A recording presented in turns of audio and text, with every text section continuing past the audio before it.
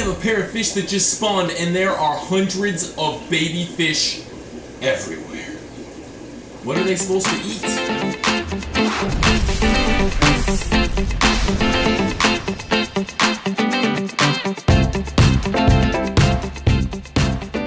What's going on, everybody? Forrest here, and welcome back to another fantastic episode of Fishroom Life Hacks.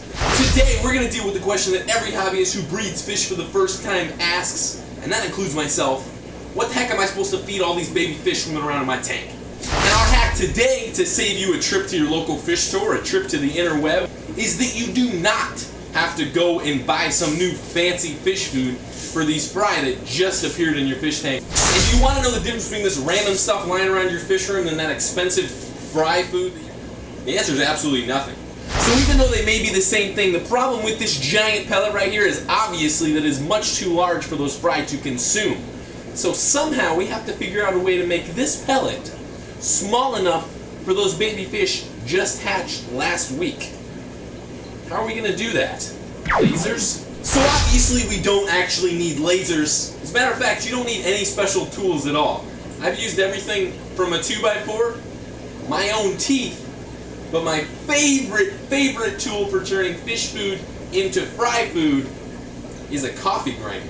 So the processes are very simple, whichever method you use, whether it be the bash method or the coffee grinder method. You either find a large heavy object and pulverize the fish food, or simply place in the canister of the coffee grinder, close the lid, press the button, and 3 seconds later, you've got beautiful ground up fish food. That looks just like this. Now, in terms of a delivery system for your freshly ground up fry fish food, the easiest way that I've found, honestly, is to just take a pinch, save a little for yourself, and disperse it into the aquarium as such, where it can roam free and the beautiful fry can eat at their leisure. And that's about it for this week's Fishroom Life Hack. This is a simple, easy tip that anybody out there, especially if you're new to breeding fish, can use. It can definitely save you a trip down to your local fish store or a trip onto the interwebs to go find any special fry foods that you might need for your fry. Last thing you need to do is like this video if you liked it, subscribe if you're new, but most of all, consider your fish room hacked.